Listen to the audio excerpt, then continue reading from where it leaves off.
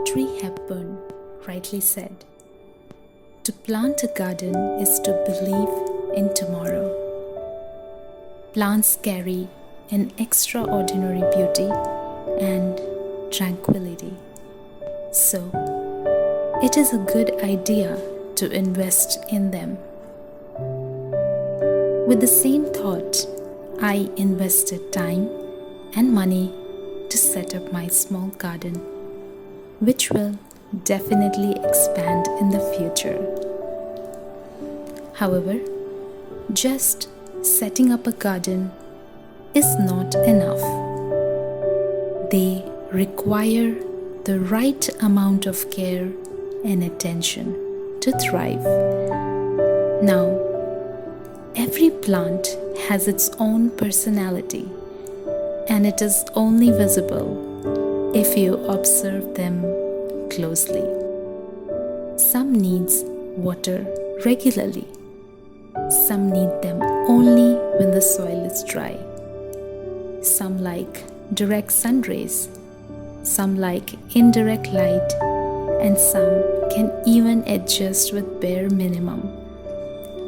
And that is where I take the extra time to observe each plant in my garden closely.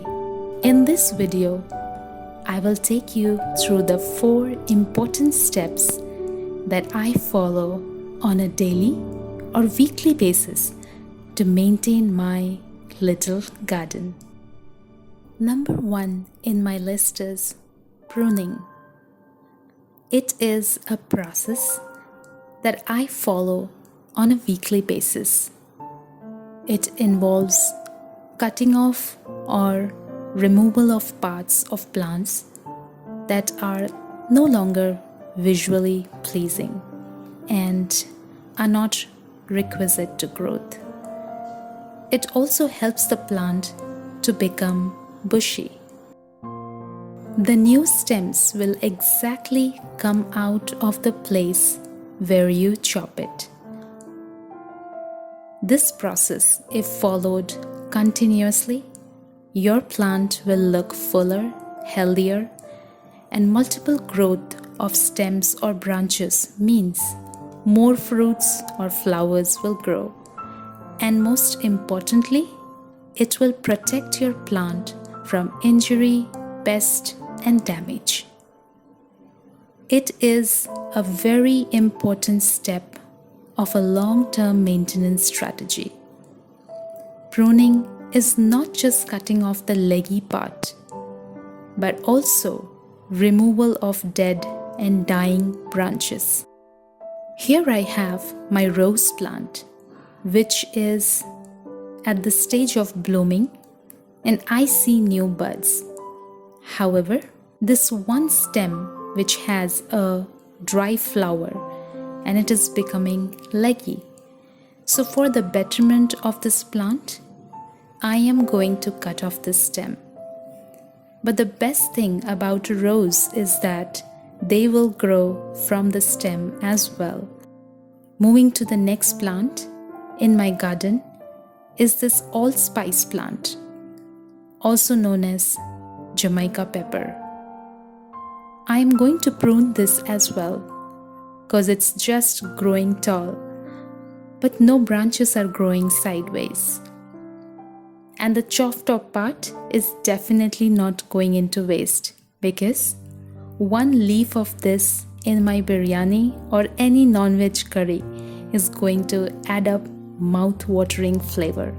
The second important step is weeding. It is a process where unwanted plants are removed.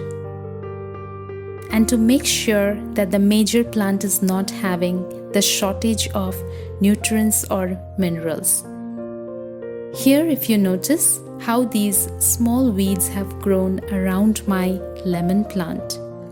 On a daily basis or alternately, I make sure to remove them because they try to share or take away the good properties from the soil.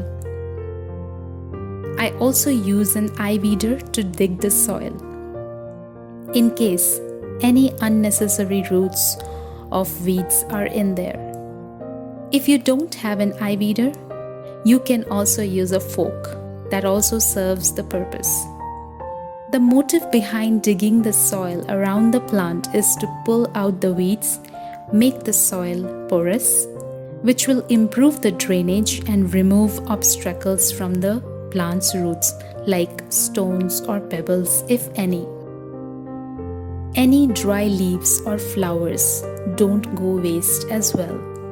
I take them, crush it, and mix them in the soil because they are an important ingredient in a good compost. Especially in rainy season, you will get to see more weeds because rainwater will boost the plant growth. And that's why I consider weeding as one of the important steps to maintain your garden. Number 3 in my list is pest control. I use these ropes to tie my plant to give support. And the mealybugs, which normally attacks my guava plant, are living on these ropes and surviving on the plant. I need to get rid of these ropes. To save my plant from pests, I sprinkle my homemade pesticide, which has water, neem oil, and shampoo.